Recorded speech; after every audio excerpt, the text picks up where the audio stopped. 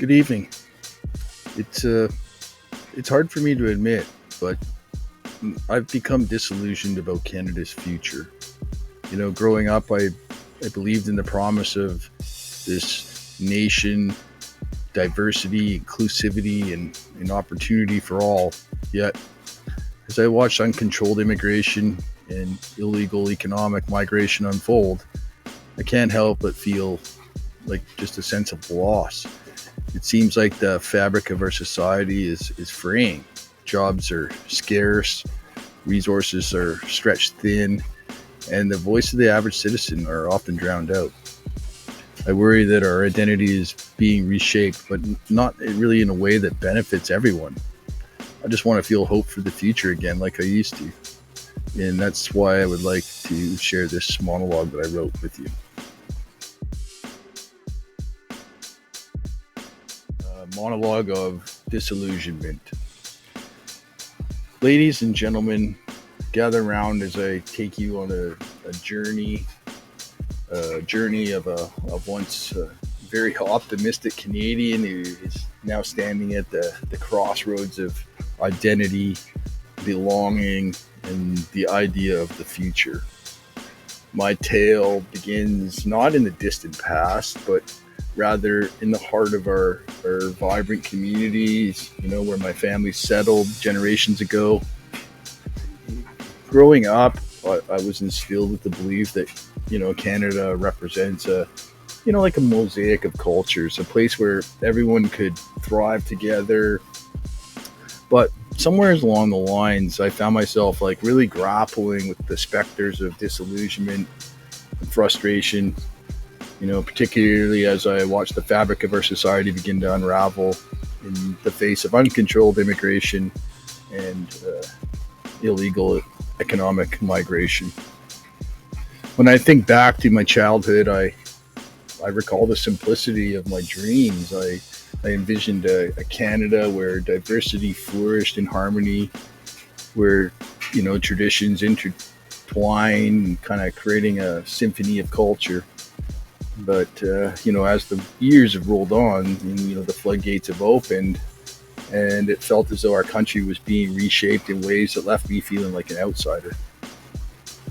Uh, Policies designed for inclusivity morphed into like just this whirlwind of unchecked immigration, and then I found myself questioning who were we really making space for? Like the vibrant Canadian identity that I grew up with just seemed totally overshadowed by a relentless influx of individuals driven by desperate circumstances.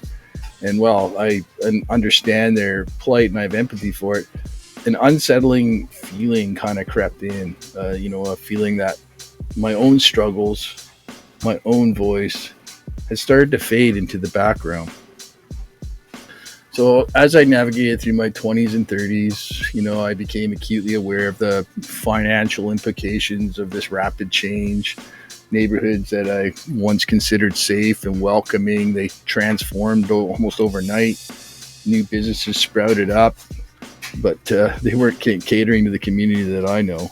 They were expanding to the immigrant population.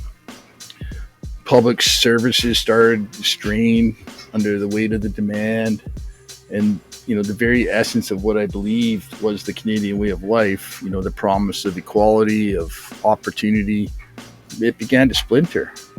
I watched my friends lose their jobs, unable to compete in a saturated and often government subsidized market. And while wages stagnate, despite the fact that inflation, the rising cost of living, my discontent grew like a weed, stubbornly rooting itself in my psyche. Yet it wasn't just economic factors that stirred this disillusionment within me.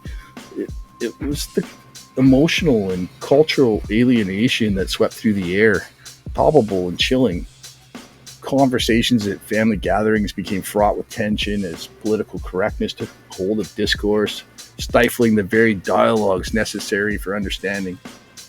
And as a white male, I felt a suffocating pressure just to remain silent, relegated to the corner of the room as others shared their harrowing tales of migration and hardship. I felt torn between empathy for those seeking a better life and fucking resentment for what felt like sidelining of my own experiences. Our media firestorm debate after debate, yet the voices I wanted to hear, the voices of the middle class Canadians who were fearful for their future, seemed drowned out by the chorus advocating for unchecked immigration as a panacea for all social ills.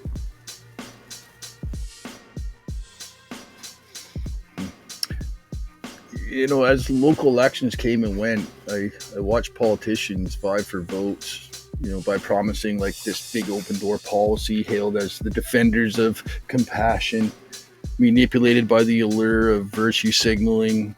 I sensed a growing divide. In my mind, the boundary blurred between welcoming diversity and being misled by it. I began to wonder who was truly responsible for ensuring the dignity and security of those who are already here. All the while, like stories of crime, overcrowded schools, strain on healthcare, they all seeped into our daily conversations, painful reminders of the paradigm shift I no longer recognized. And herein lies the crux of my disillusionment, a crisis of identity. No longer did I feel like a proud Canadian.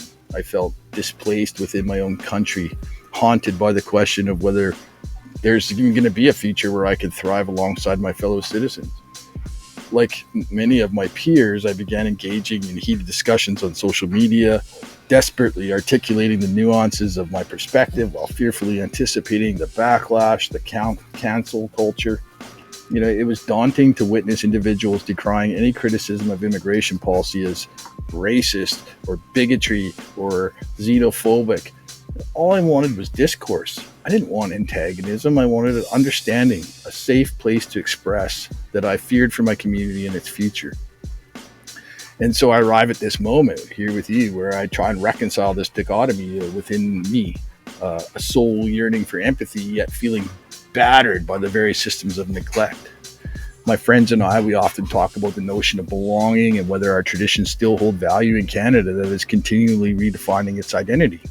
How do we evolve without losing the qualities that make us who we are? While I remain hopeful that we can someday find some sort of common ground, I'm deeply concerned that the unfiltered tide of immigration, coupled with the complexities of illegal economic migration, may forever alter the dawn of the future that I had once envisioned. I guess in closing, I urge all who take the time to actually listen to this monologue, they take the time to reflect about the impact of the policies that seek to govern our shared destiny. My disillusionment as a white male may seem trivial against the backdrop of global struggles, but it is my lived experience and I own it. Together, let us navigate these turbulent waters like open hearts and inquisitive minds, striving for a future that honors all, where dreams don't die of neglect and community rises above division. The words echoed in the silence of my heart may not yield immediate truths, but I believe they are on the cracks through which the light can seep into uncertain future. Thank you.